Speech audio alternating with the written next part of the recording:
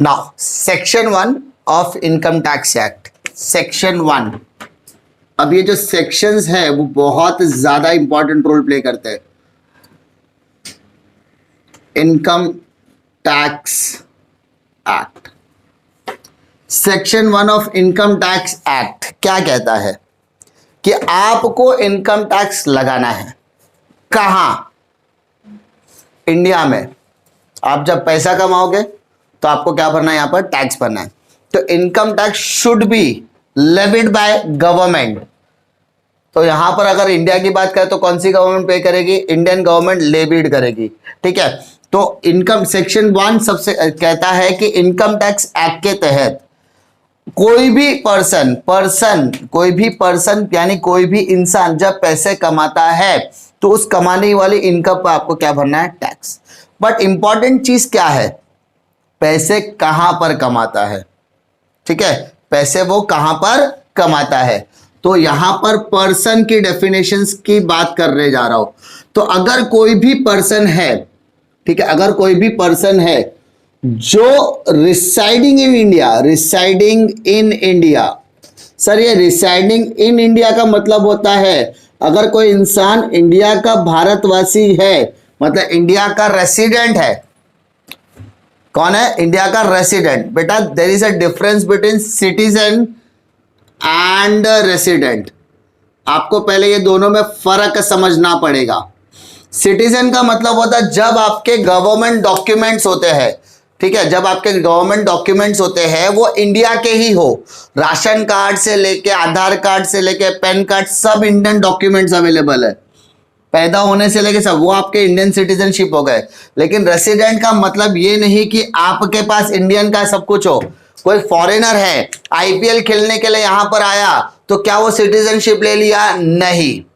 उसका ration card में नाम है क्या? नहीं है। लेकिन वो इधर तो आया ना, यहां आया, उसने अपना करियर यहां से स्टार्ट किया, यहां पे आईपीएल खेला, यहां पे डोमेस्टिक भी खेला, यहां पे रणजी ट्रॉफी भी खेल रहा है, सब बाहर का बंदा है। श्रीलंका का लसित मलिंगा आ गया, वो यहां पर क्या मैच खेल के जा रहा है, 6-6 महीना इंडिया में रह रहा है, तो क्या उसको सिटीजनशिप दे दो? नहीं।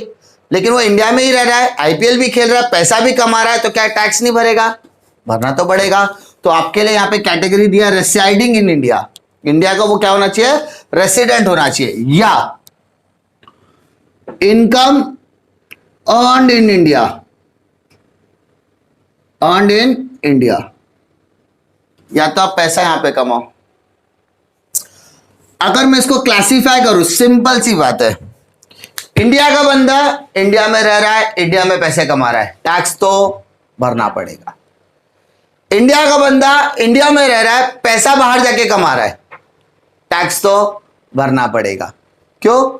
इंडिया का ना भाई, तू पैसा तो भरना पड़ेगा।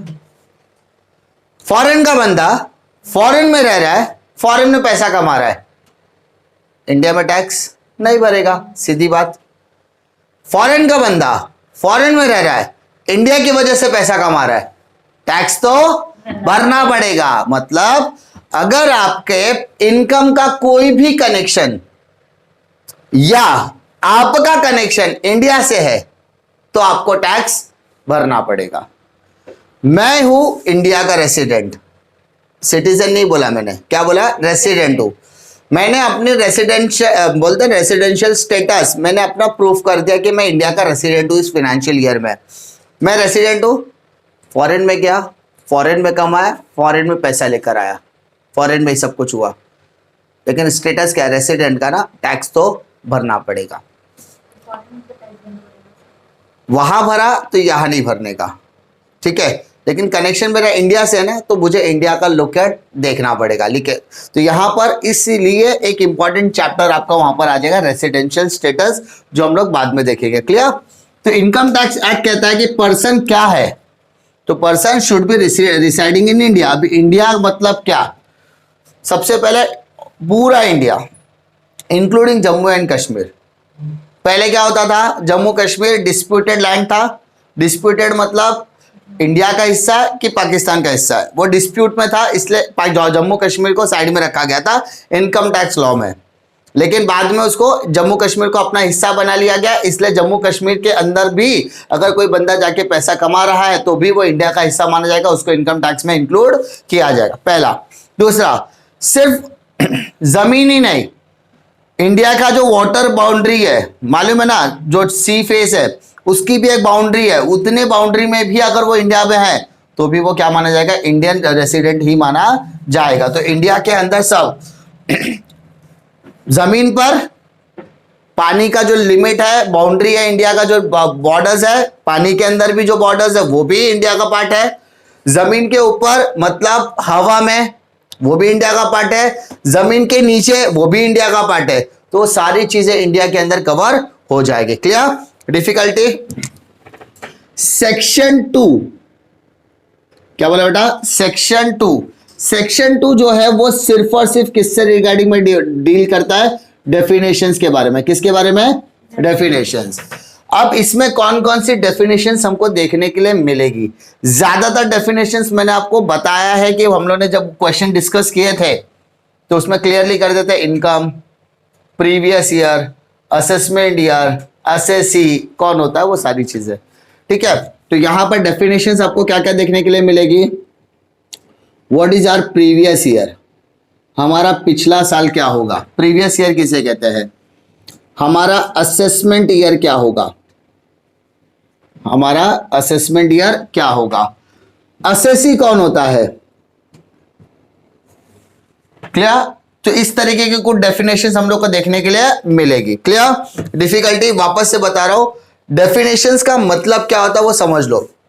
डेफिनेशन दो तरीके की होती है, एक होती है इंक्लूसिव डेफिनेशन, एक होती है एक्सक्लूसिव डेफिनेशन।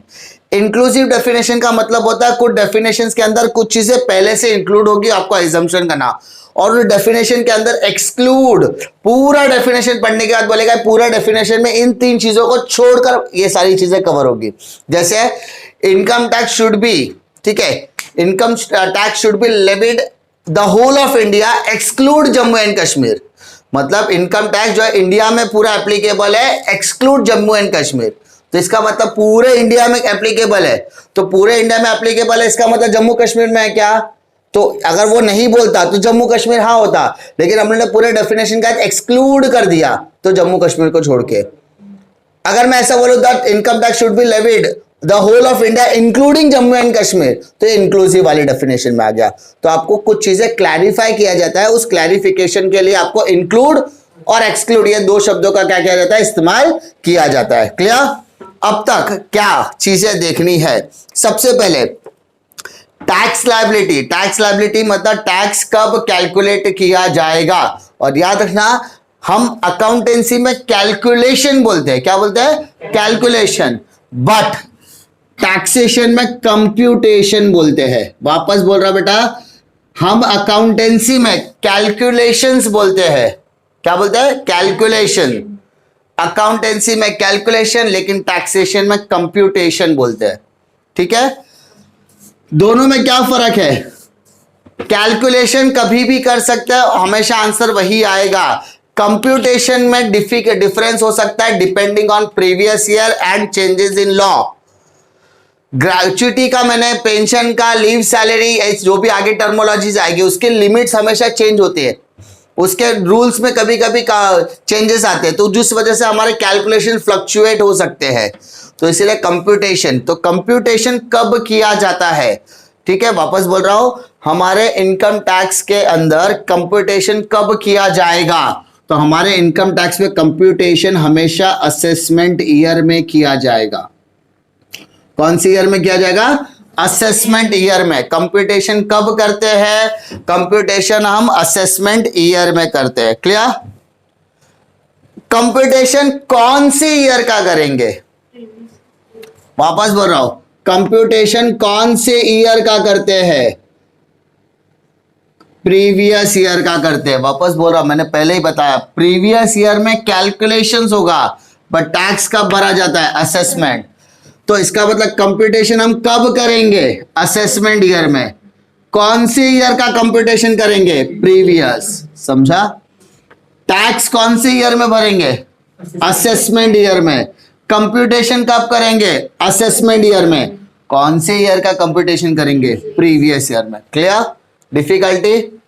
उसके बाद कौन से whose income is charge to tax, कौन सी इनकम को चार्ज किया जाएगा? तो भाई आपने जो भी कंप्यूटेशन किसका किया जाएगा?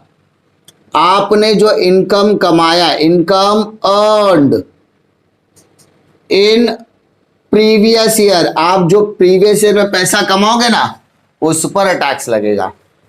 सिंपल। वापस बोल रहा हूं, कंप्यूटेशन कब किया जाता है? असेसमेंट ईयर में। किसका किया जाता है? प्रीवियस ईयर पर। ठीक है। और क्या किया जाएगा? जितना भी आपने पैसा कमाया उस पर का कैलकुलेशन किया जाएगा। What is charge to tax, मतलब कौन सी चीजों पर टैक्स लगेगा? तो भैया मैंने बताया इनकम के ऊपर क्या लगता है? टैक्स लगेगा। How is income and tax calculated, तो भाई कब कैलकुलेटेड कर सकते हैं? तो जब मैं क्या करूंगा? असेसमेंट करूंगा। क्या करूंगा बेटा? असेसमेंट करूंगा।